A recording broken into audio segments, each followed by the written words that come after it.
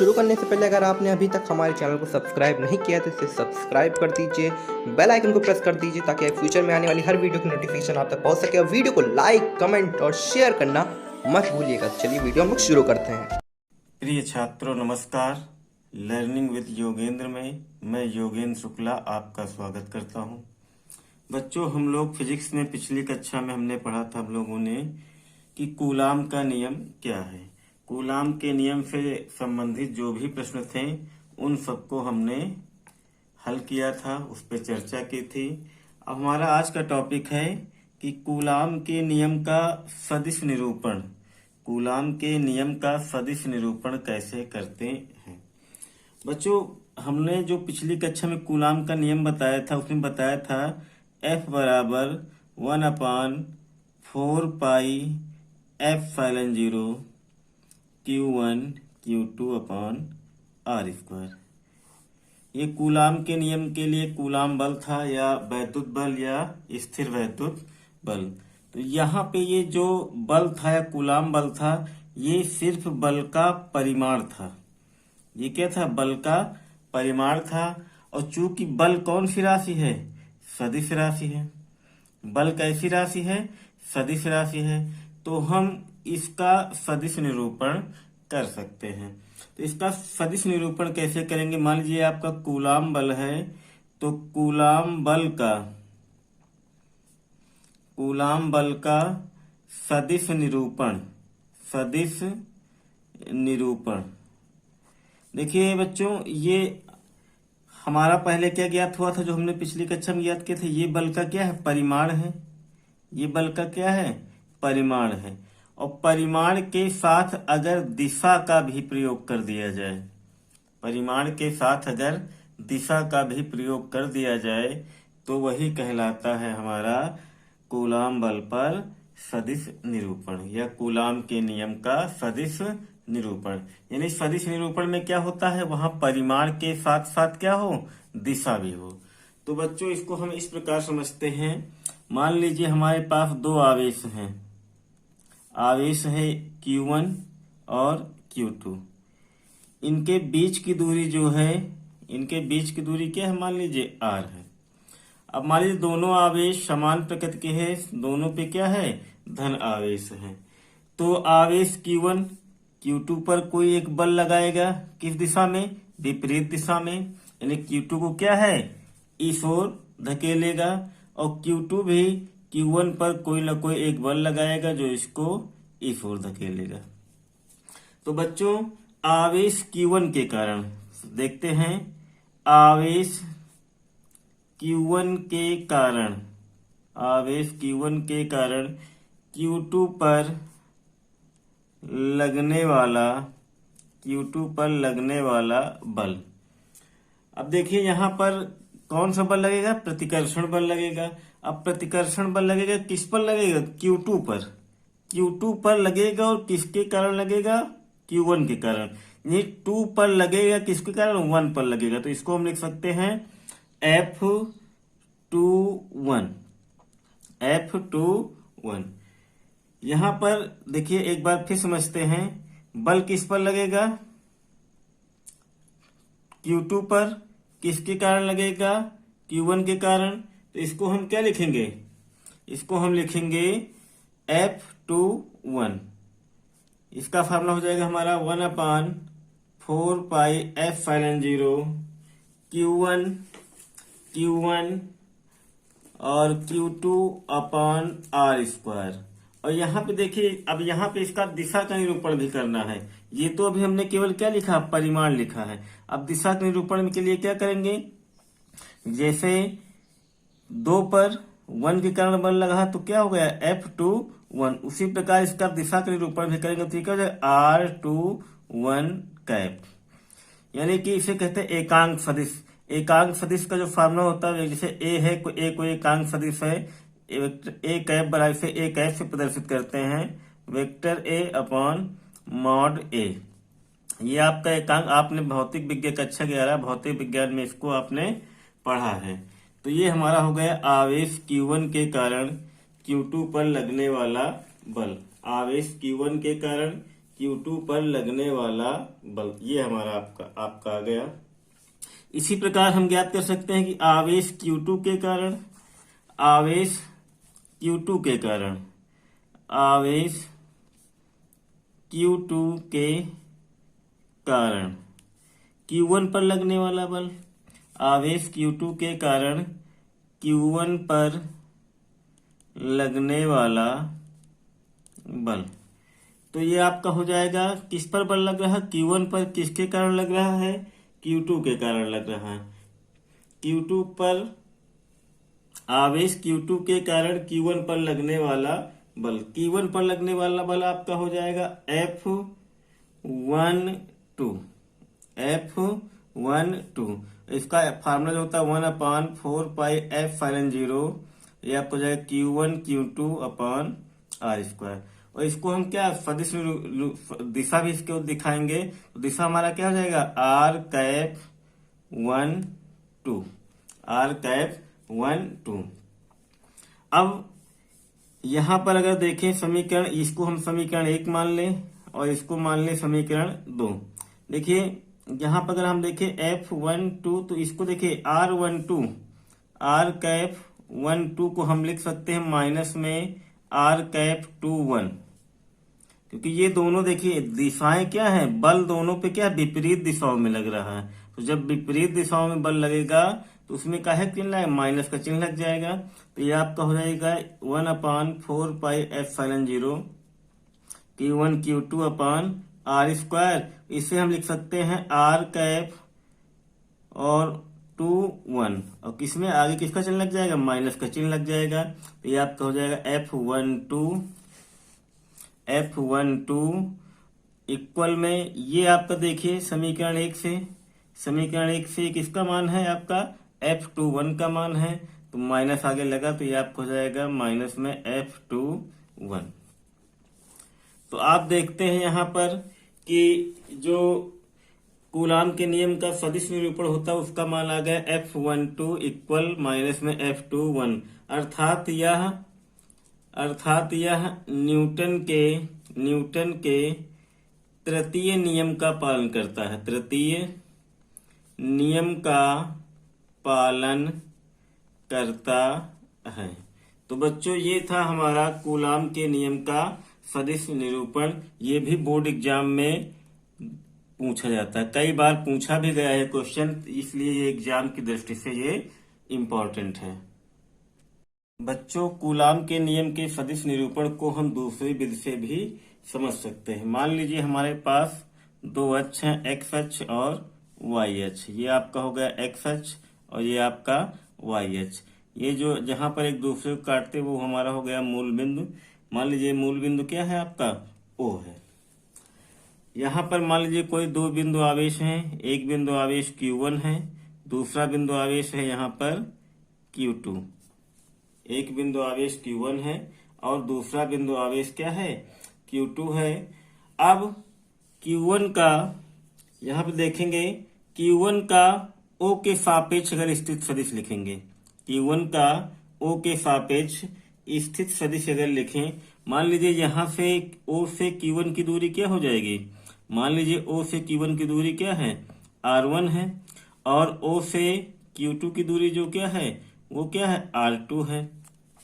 तो हम लिख सकते हैं O के सापेक्ष Q1 की स्थित सदिश, या Q1 की स्थित सदिश, या आवेश Q1 का O के सापेक्ष स्थित सदिश। हम वेक्टर R1 बराबर लिख सकते हैं आवेश Q1 का O के सापेक्ष स्थित सदिश। बच्चों ये अगर आपने कक्षा 11 फिजिक्स में ये चैप्टर पढ़ा हो तो ये आपको बहुत अच्छे समझ में आएगा। और हाँ, आप वीडियो को लाइक जरूर करिएगा। अब देखिए यहाँ पर इसी प्रकार हम लिख सकते हैं वेक्टर R2 को लिख सकते हैं आवेश Q2 का O के सापेक्ष स्थित सदिश। अब देखिए, इसको लिखने का तरीका आपका अलग हो सकता है। आप यहाँ लिख सकते हैं कि ओ के सापेक्ष Q1 का स्थित सदिश या ओ के सापेक्ष Q2 की स्थिति सदिश।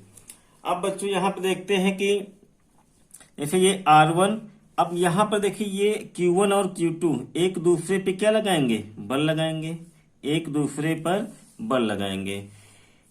Q1 इस ओर एक बल लगाएगा, क्योंकि दोनों मान लीजिए अगर Q1 और Q2 समान आवेश, समान धनावेश हैं, तो Q2 के कारण जो Q1 पर बल लगेगा इस ओर लगेगा, और Q1 के कारण जो Q2 पर बल लगेगा वो इस ओर लगेगा।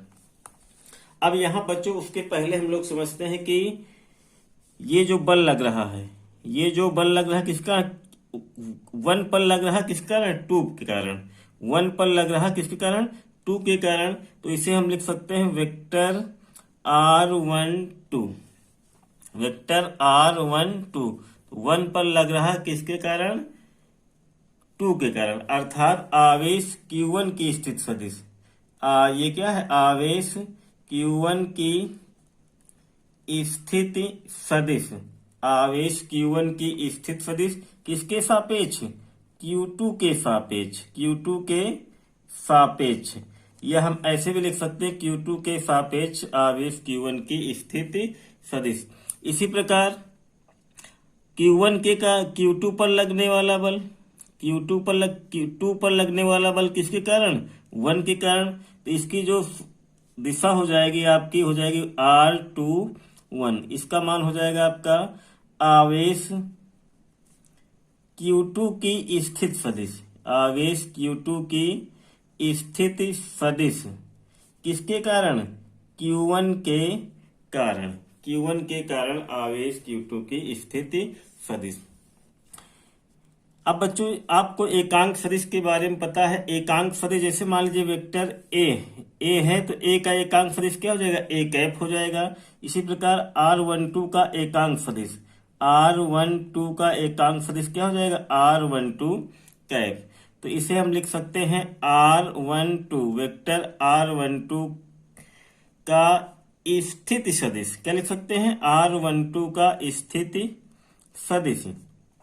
और R21 कैप को लिख सकते हैं वेक्टर R21 का स्थिति सदिश, R21 का स्थिति सदिश। बच्चों यहाँ पर जो बल लगेगा आपका, ये आपका जो बल लग रहा है Q1 पर लग रहा है, किस कारण लग रहा है, ये वाला बल। यहाँ पे जो बल लग रहा है Q2 पर लग रहा है, यहाँ पे जो बल लग रहा है Q1 पर किसके कारण, Q2 के कारण। तो इसे लिखेंगे हम F12, और इसे इधर जो बल लग रहा है उसे क्या लिखेंगे, F21, क्योंकि ये 2 पे लग रहा है किस कारण, 1 के कारण लग रहा है। तो ये हमारा आपका हो जाएगा, जैसे F12 क्या हो जाएगा, F12 ये आपका हो जाएगा आवेश Q1 पर Q2 के कारण, आवेश Q1 पर Q2 के कारण बल, आवेश Q1 पर Q2 के कारण बल। और आपका वेक्टर F21 हो जाएगा आवेश Q2 पर Q1 के कारण बल। अब बच्चों हम पहले भी आपको बता चुके हैं, अगर कूलाम बल का सदिश निरूपण करना है तो उसमें परिमाण के साथ साथ क्या होनी चाहिए, दिशा भी होनी चाहिए। इसलिए हम इसको लिख सकते हैं, कूलाम बल को हम क्या लिख सकते हैं, हमारा जो कूलाम बल होता है उसमें परिमाण के साथ क्या हो, परिमाण के साथ उसमें दिशा भी हो, तभी उसका सदिश निरूपण संभव है। तो इस सूत्र के द्वारा हम लिख सकते हैं कूलाम बल जो हमारा है आपका पहला F12, इसको हम लिख सकते हैं, फार्मूला आपको हो जाएगा 1/4πε0 Q1 Q2 अपॉन R², और इसकी दिशा क्या हो जाएगी, R12 कैप। इसको मान लीजिए समीकरण 1। इसी प्रकार F21 बराबर हो जाएगा 1/4πε0 Q1 अपॉन R², और इसकी दिशा हो जाएगी R21 कैप। ये समीकरण 2। अब इसको हम लिख सकते हैं F21 equal 1/4πε0 Q1 Q2 upon R square.